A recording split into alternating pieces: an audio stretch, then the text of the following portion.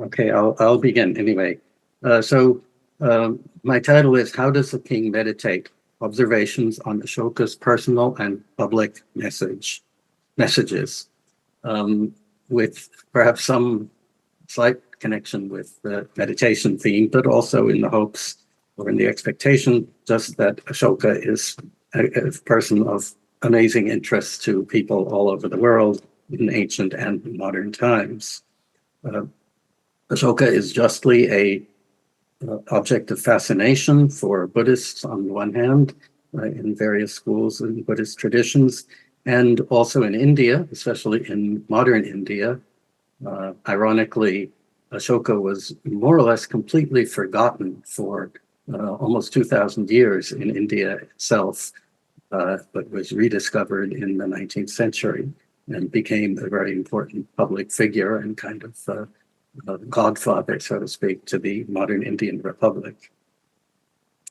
A measure of the significance and interest of Ashoka, on the ongoing interest in Ashoka, is the fact that now we are in the 21st century and we finished almost the first quarter of the 1 century. And within that period, within those 24 years, no less than 10 new books completely dedicated to the study of Ashoka have been published.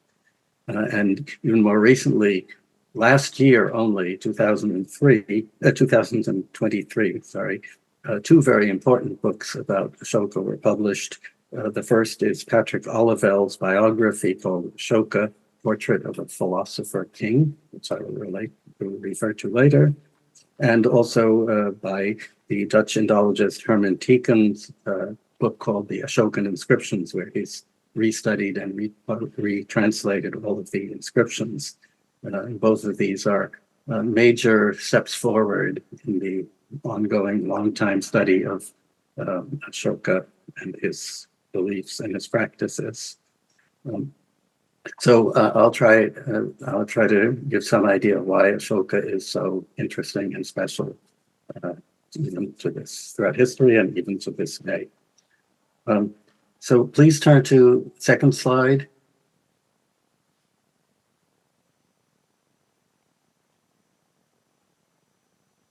Yeah, is the second slide on now?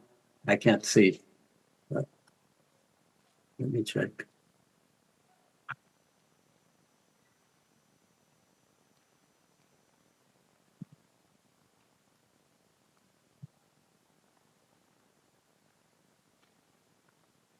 So I hope you're seeing a slide called Emperor Ashoka, the Basic Facts.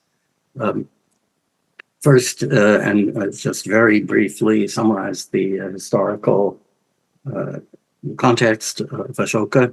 He was the third ruler of the Mauryan dynasty. The Maurya dynasty began in about 324 BCE. Ashoka was, as I said, the third king in that lineage, and he ruled from approximately 273 to 232 BC. The empire that he ruled was the largest empire that ever existed in that ever existed in India for nearly 2,000 years. Not until the Mughal dynasty in the early 17th century was so much of India ruled under a single power. So Ashoka is remarkable in political and historical terms as well as in mythological context. I always tell students it's important not just to know what you know, but to know how you know it and what is the source of your knowledge. In other words, what is the nature of the knowledge that you have.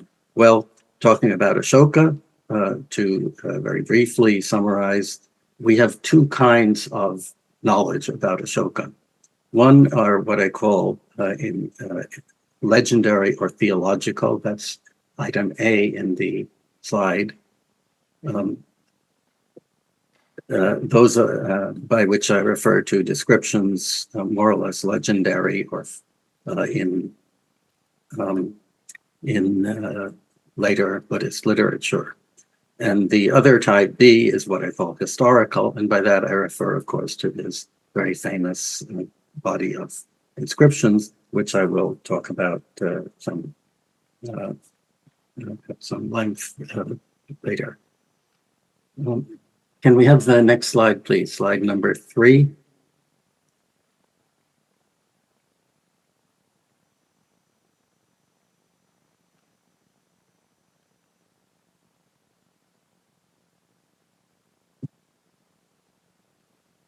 So you should be seeing a slide with the title Ashoka of Buddhist Legend, parentheses A. That is the first type of information or knowledge that we have about Ashoka. And the most important legend in Buddhist literature, preserved in various branches of Buddhist literature, the most important legend about Ashoka concerns the relics of the Buddha. Now, as probably everybody knows, when the Buddha left the world and went into parinirvana, his body was, the relics of his body left behind, and they were divided into 8 groups and given to various kings and peoples of North India as relics.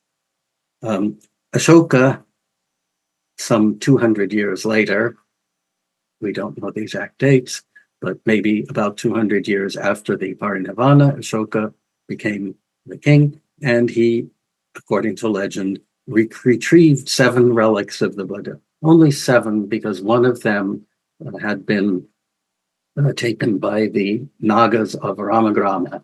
The Nagas were serpent deities, and they took the relics underground and kept them for themselves. But Ashoka got the 7 other relics, retrieved them from the various earthly peoples that had them at the time, and somehow, magically, we're not told exactly how, but somehow he multiplied them into 84,000 relics and reinterred them throughout India. And the relevant term here is Dharmarajika, which is a Sanskrit, an Indian term referring to the stupas, the types of stupas in which Buddha relics were deposited by Ashoka himself. And these are found in many parts, recorded in many parts of India. So Ashoka is, in Buddhist tradition, very prominently the model of an ideal Buddhist king, Buddhist monarch. And this legend of his multiplication of the relics is usually interpreted by modern scholars, archaeologists, and historians as a metaphor for what Ashoka actually did, which was to spread the Dharma of Buddhism all around his empire. And we have testimony of how he did that in his contemporary inscriptions, some of which, again, I will show you a little bit later. So I'm turning now to the second slide. We should be looking at slide number 4.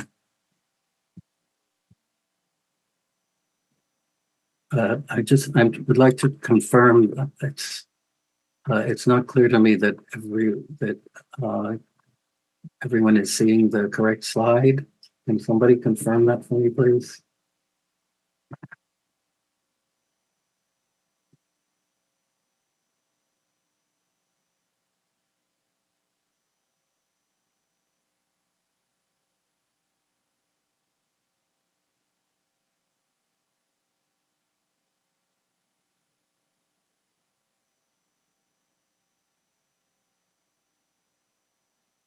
Okay, yes, now I see the slide. I see that it's okay. So we can proceed. We're looking at slide number 4, and what we have here is an actual portrait of Ashoka, but I describe it as the Ashoka of legend rather than the Ashoka of history, and I'll explain why in a moment. But this is a very wonderful discovery that was made some 20 or 25 years ago, relatively recently in archaeological time. And this is a portrait of Ashoka, and standing to his left is his wife, and then around him are presumably people who are various servants, someone behind him holding up an umbrella, because an Indian king must always have an umbrella above him. It's chhatra, symbol of sovereignty. And how do we know that this is a portrait of Ashoka? Well, very fortunately, there is at the top of in the top band of the sculpture, there's a small inscription which you can just barely see inside the red box, but blown up on the left side. And it says simply Raya Asoko, King Ashoka, in the Prakrit language, and written in the Prakrit dialect and the script, a form of the Brahmi script that was current at the time. Well, when I say at the time, we have to look a little at the chronology. So if we can have the next slide, please. So here I've warned you that this is not a contemporary image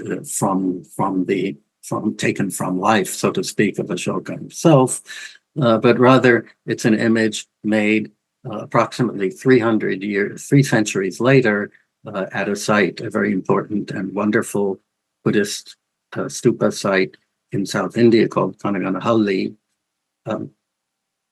So at this point, whoever made these sculptures had never seen Ashoka, and presumably there were no other images of him. So the image, unfortunately, is probably from imagination. But still, it's quite fascinating. It was a very spectacular discovery in India to find for the first time the first and still the only visual image of the great King Ashoka.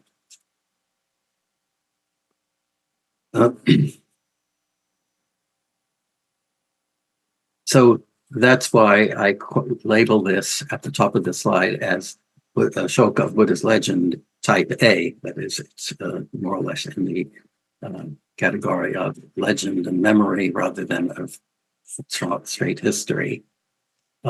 So let's turn to the next slide, please. Slide number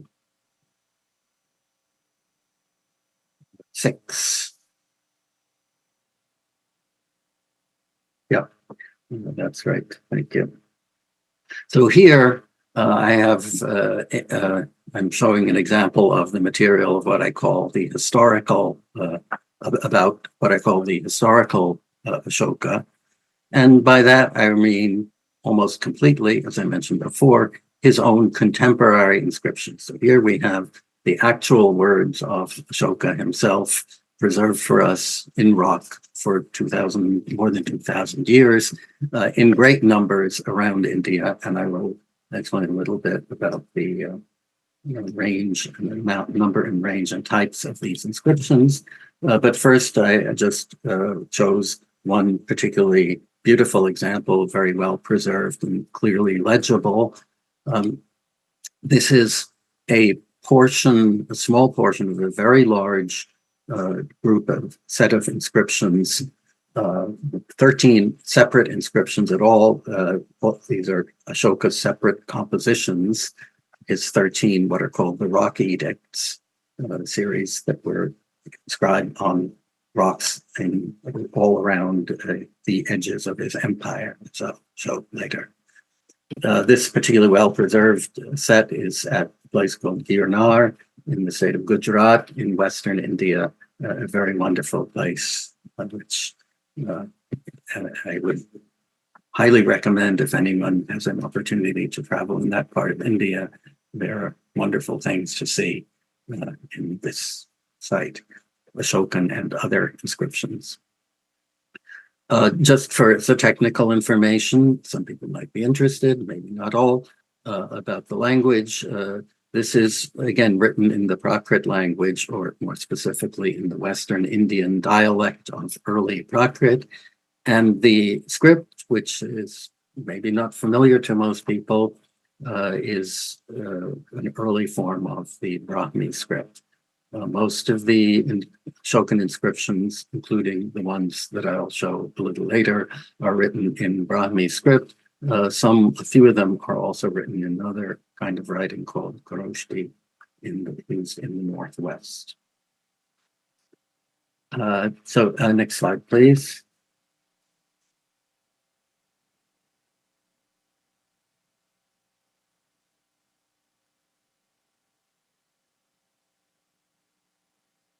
Do we have, slide number 7, right?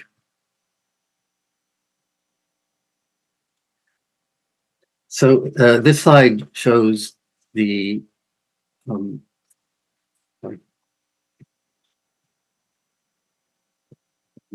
location of Ashoka's inscriptions in modern India, Pakistan, and Afghanistan. So just by saying those three names, India, Pakistan, Afghanistan, I remind you that Ashoka's empire was very wide and went far beyond the limits of what is today the national state of India, but covering most of Pakistan and a good portion of Afghanistan as well to the west.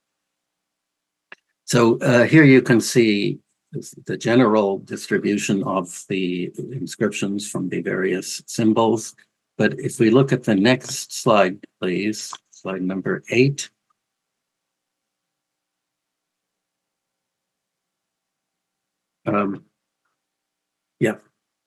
So here I've added some details about not just the places of the inscriptions, but clarifying the types of the inscriptions. So there are 4 major types. The first type, which are represented by the red circles on the map, are these sets of 13 major rock edicts in 10 different places. So I showed you just a little before, I showed you one part of one of that set of 13 major rock edicts at Girnar in Western India. That's here in the tip of the peninsula, if you can see that. Then the second type are the 18 minor rock edicts indicated by blue triangles. And I should make it clear, these are not 18 different rock edicts. They're the same text or approximately the same text located at 18 different sites, mostly in the central northern area and in the peninsula south of South India. And there are also 8 sets of the 6 pillar edicts represented by diamonds. And I should have also mentioned, I neglected to put it in this slide, but there's also 4 what are called minor pillar edicts, which are actually quite important also. I want to again emphasize the importance of the location of these inscriptions, particularly of the red circles, the major rock edicts. I don't know if you can see my pointer, but I'm pointing to the 2 red circles on the left on the western edge of India, 2 in the east, the eastern coast, and also 2 in the far northwest into Pakistan and Afghanistan, as I mentioned before.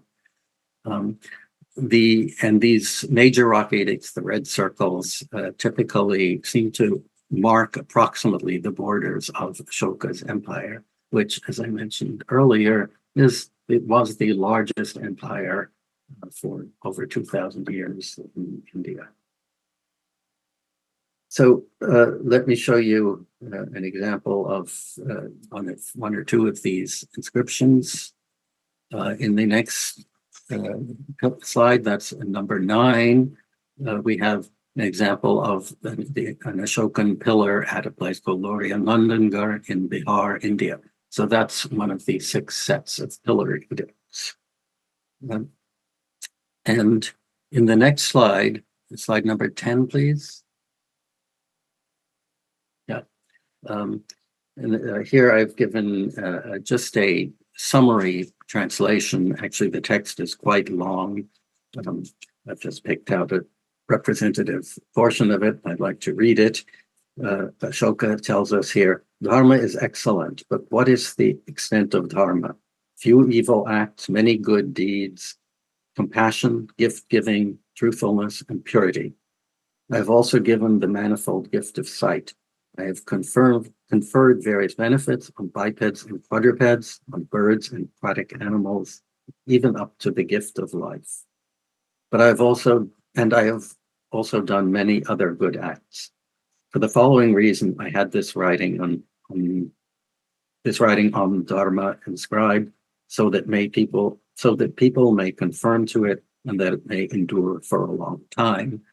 The translation, I should point out, it says on the slide, is translation by Patrick Olivelle in his important new biography, which I mentioned at the beginning of my talk.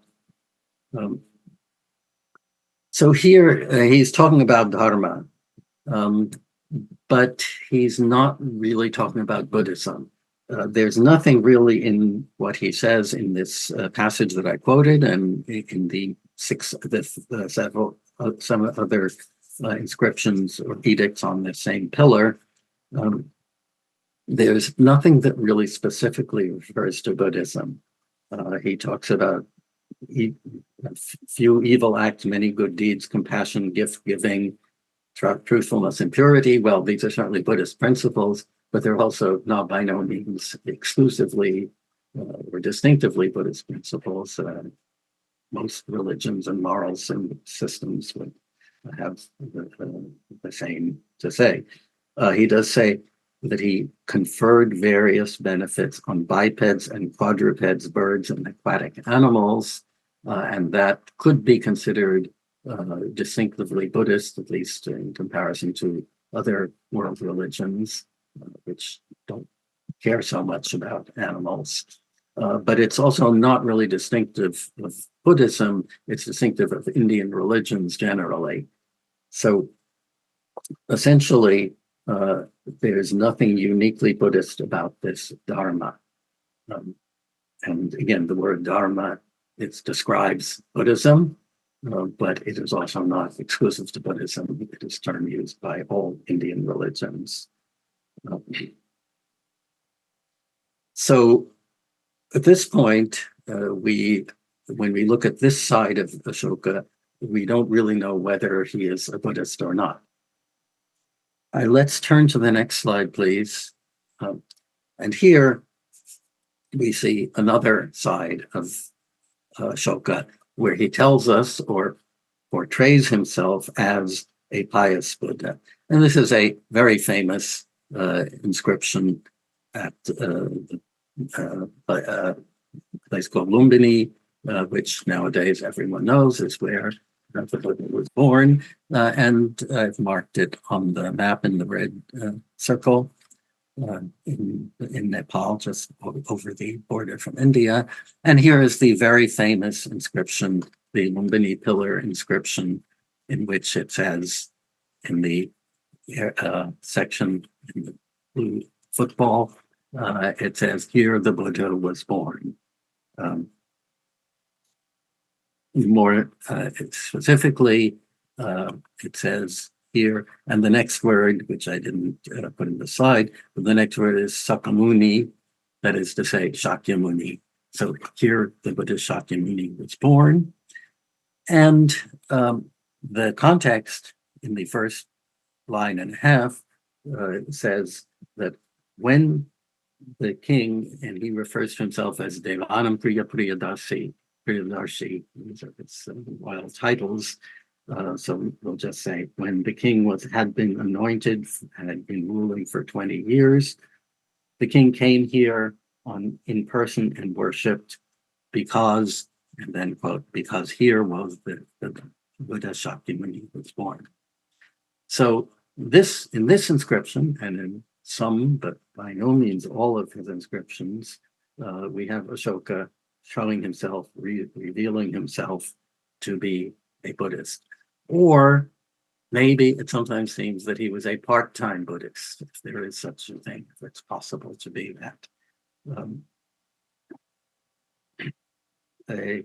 In many of the inscriptions, even really in most of them, are like the previous inscription that I showed in the pillar at Lori and Nandangar, describing and prescribing a broad, non-sectarian, and really rather vague dharma, what some of us in the West in Buddhist studies refer to dharma with a small d, as opposed to dharma with a capital D, that is to say, the Buddhist dharma.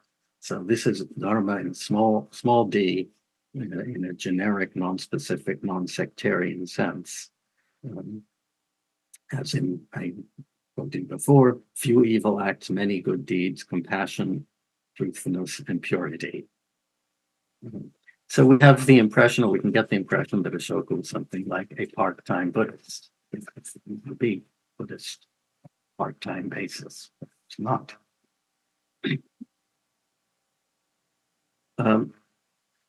However, as I said, in some of the inscriptions, some of the other inscriptions, he does speak very frankly as a Buddhist and very directly. Besides the one that I showed just now that's still on the screen, the Lumbini pillar inscription, is very important, is the set of minor rock edicts. And in the slide that I showed before, I said there were 18 minor rock edicts, but they're all actually 18 copies of approximately, roughly the same text. And they're scattered widely within the southern parts of Ashoka's empire and also in the central and northern parts. And in this repeated text, he says the important words, "It is 2.5 years ago that I first became an upasaka." Upasaka is a lay Buddhist, a lay follower. 2.5 years ago, I became a lay follower, but at that time, I did not progress much. But now, for more than a year, I have been visiting the Sangha, and I have progressed very much. So this is very much debated, what exactly he said. His words are a little bit vague and sometimes confusing and controversial. First, what does it mean by visiting the Sangha? What did Ashoka do when he visited the Sangha? It's been suggested that he joined in the Posata ceremonies, along with other pious lay followers. Perhaps this was the time when he devoted himself to meditation on these visits to the Sangha. And there are other inscriptions, show later, that make it seem as though Ashoka was issuing instructions and actually informing the Buddhist congregations what they should be doing, more with his king's hat on, so to speak. So there are these two mysterious words, and I'll read that last sentence again. For more than a year now, I have been visiting the Sangha, and I've progressed very much. So there's also a question of what is meant by progressed. And for that, please turn to the next slide.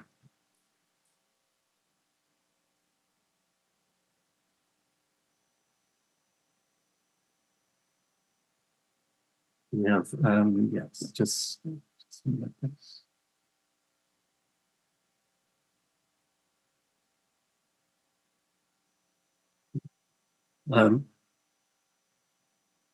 So here we have in the second paragraph on this slide, I've marked that those two key words, progress and progress.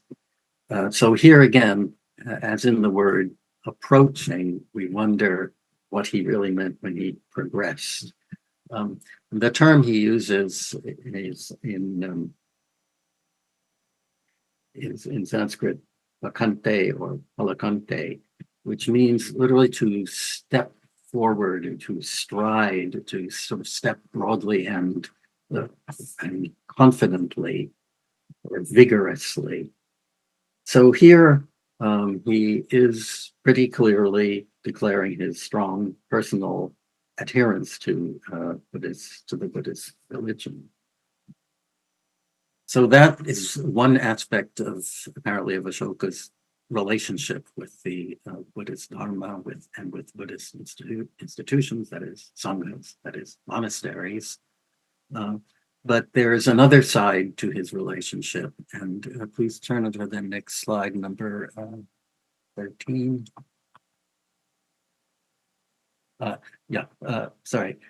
This I already spoke about.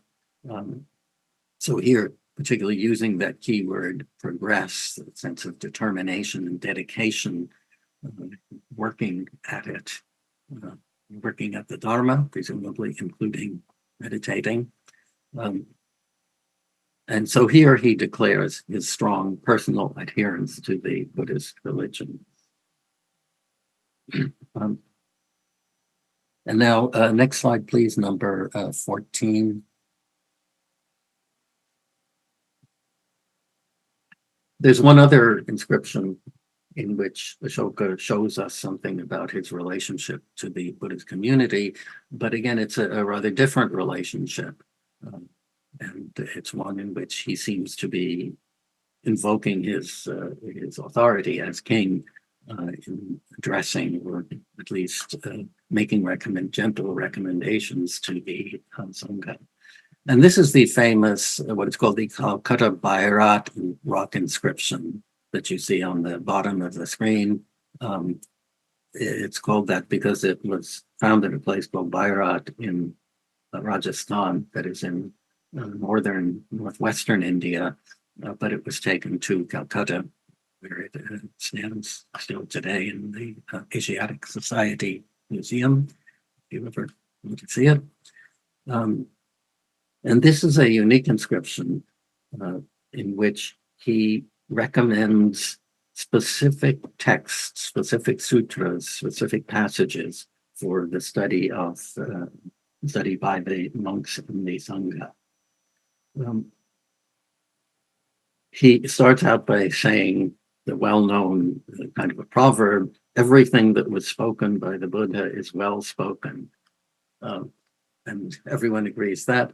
But the problem is this Buddha spoke very much, and it's hard to know and remember and study all of the many sutras spoken by the Buddha. So Ashoka here picks out and chooses and recommends his personal favorite 6 suttas. In Pali, they're called suttas. In Sanskrit, they're called sutra. And he says particularly that they are productive to the long survival of the Dharma. His concern there is undoubtedly one that is a widespread concern in Buddhism, I think, from the very early periods, the fear that the Dharma would disappear. And it is said that the Buddha himself predicted that the Dharma would be lost and forgotten in either 500 years or 1,000 years in different versions of this legend in different texts, but 500 or 1,000 years after the Buddha leaves the world. So here, Ashoka is pretty clearly, not quite explicitly, but pretty clearly thinking about that. And he specifically says, in order that the Dharma should be long lasting, to preserve the Dharma so that it will not be forgotten, that he recommended that the monks study these 6 particular sutras. These sutras, their identification is difficult and somewhat controversial, and much has been written about it. I won't go into the details. But basically, at least most of them are in part of a Pali collection called the Sutta Nipata, which is believed by modern scholars to be among the oldest parts of the Buddhist canon as preserved in Pali. So let's turn to the next slide, please. In short, it is clear that Ashoka was, in a very significant way, but in a perhaps somewhat unusual way, a Buddhist. He may have been a Buddhist, but he seems not to have been a full-time Buddhist. He was apparently not a Buddhist at all times or in all circumstances. And it's easy to imagine, not quite to prove, but it's quite reasonable to think that Ashoka did what Indian kings always did in the ancient and pre-classical period, the pre-Islamic period in India, which was that kings would be patrons of multiple religions. So a king could patronize a Buddhist institution and a Brahmanical or Hindu institution and a Jaina institution as well. And these were not considered mutually exclusive, as tends to be the case in the Western exclusivist traditions of religions. So it's pretty clear that Ashoka was not a full-time Buddhist all the time, but on the other hand, it's clear that he was in large part, and probably, I believe, in his heart, a sincere Buddhist. So if he was a Buddhist, I think we can assume, at least with the caveats that I've mentioned, if he was a Buddhist, what did he do about it? How did he practice Buddhism? Well, we know, and I mentioned a little bit before, that to some extent he practiced Buddhism by giving advice or royal suggestions, let's call them, to the Buddhist communities. For instance, there are other inscriptions, which I didn't show you, in which he tells quite authoritatively what the Buddhist community should do with the problem of schisms and disagreements. And there he seems to be wielding his authority gently but clearly. But what else did he do? What was his private, his personal Buddhism? And in the context of this event, I thought and wondered whether Ashoka spent some of his time meditating. I would think that he would. He'd probably have a great deal to meditate about. And for that, let's please turn to the next slide. Slide 16, please.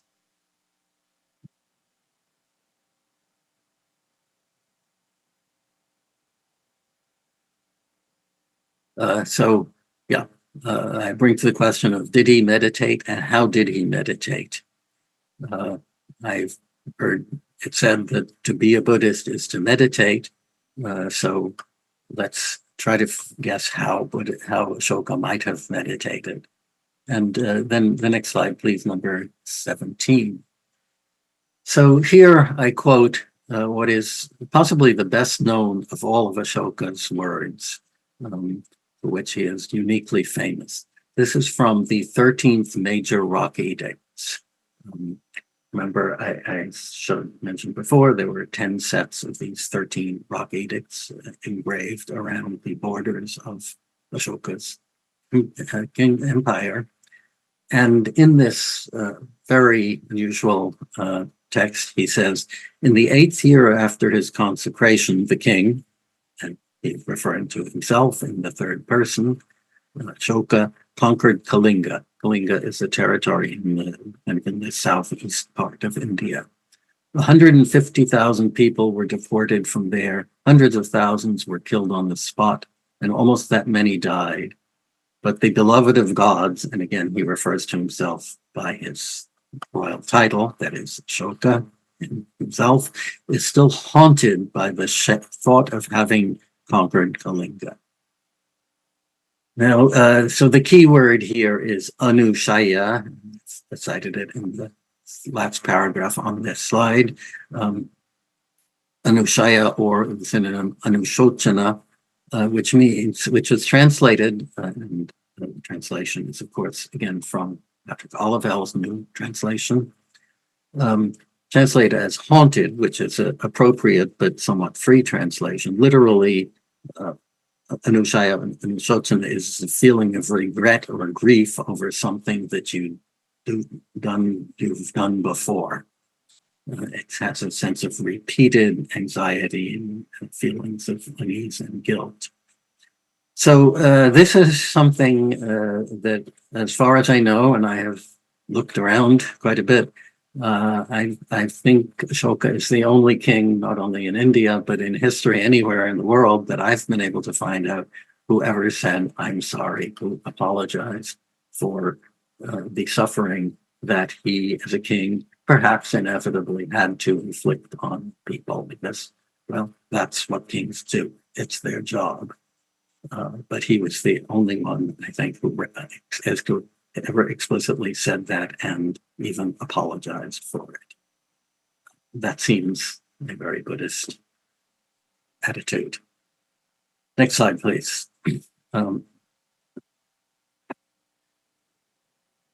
So Ashoka's repudiation of violence has been a source of inspiration for proponents of nonviolence in India and beyond.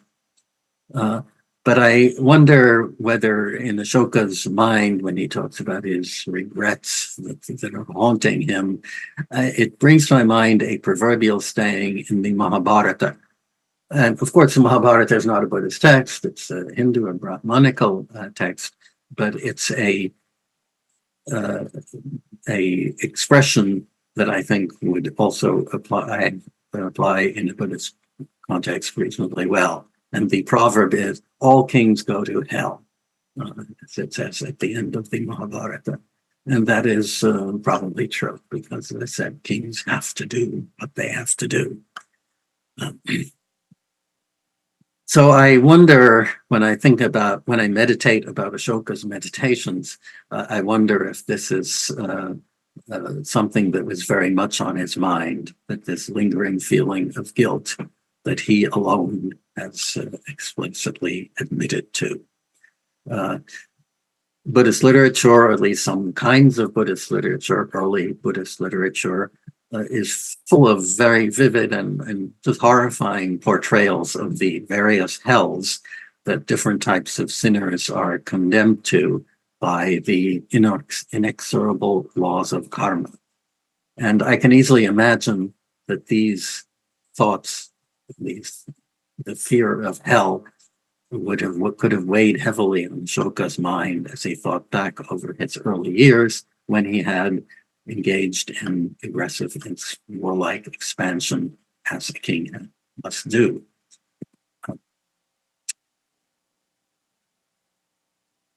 So I said, and I hope I'm right, that Ashoka is completely unique in this respect in world history, the only king who said, I'm sorry. I tried to think of some other personage, his historical figure, to compare him to. And the closest I could come is another Indian king, a very famous Indian king, what we call the Indo-Greek lineage. These are ethnic or cultural Greeks who ruled in northwestern India in the period after the time of Ashoka, in approximately the first 2 centuries of the before the Common Era. He's well known from his beautiful coinage with on the left side, on the obverse side, the inscription in Greek, and on the reverse side in Khuroshti, that is in the northwestern Indian script. And this King Milinda, or Menander, as he's known in Greek, Milinda is his Indian name, is very famous for a book called The Questions of King Milinda, which exists in Pali and also in a Chinese ancient Chinese translation. And this records the dialogues between King Milinda and a Buddhist monk, a learned Buddhist monk named Nagasena. And Milinda was very much the model, is portrayed very much as a model of the philosopher king. And I remind you at the very beginning, I cited the title of Patrick Olivell's new biography of Ashoka, which he calls the portrait of a philosopher king. So at the beginning of the Questions of King Menander, it talks about how he spent the day doing his king business and reviewing troops and so forth, which I imagine was maybe kind of boring. And then he said, let's talk about philosophy. And he met with Nagasena and asked Nagasena difficult questions about Buddhism. which I think was cleverly and convincingly answered, and in the end converted Menander to Buddhism. So that's something of a clue into what this is sums up what I just said before. Slide number 20. Sorry, I should have shown that before.